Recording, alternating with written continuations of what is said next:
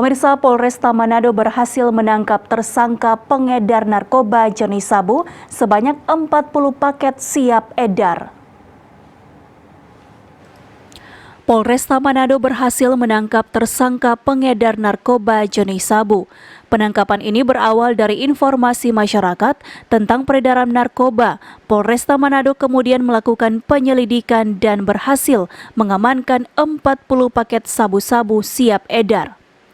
Tersangka yang diamankan adalah kurir atau pengantar narkoba yang diamankan beserta barang bukti lain seperti alat timbang, plastik paket narkoba, alat hisap, tas, sampai handphone. Makanya saya membutuhkan juga informasi dari masyarakat, karena barang ini ada di sekitar masyarakat. Ya, jadi kami pun mendapatkan ini berdasarkan informasi dari masyarakat, sehingga ya kalau dilihat dari banyaknya yang kita dapat hari ini, ya kita akan terus mengembangkan apakah hanya sampai di sini atau masih ada juga barang-barang lain yang belum kita bisa ungkap.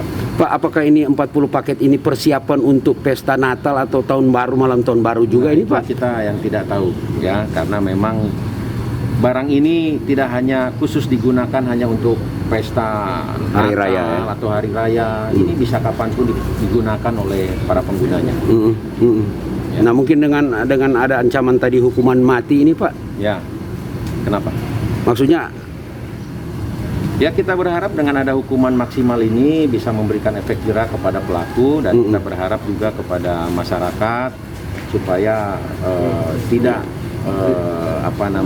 ikut-ikutan melakukan penyalahgunaan narkotika ini, karena memang sudah jelas aturannya dan ancamannya yang akan diberikan maksimal.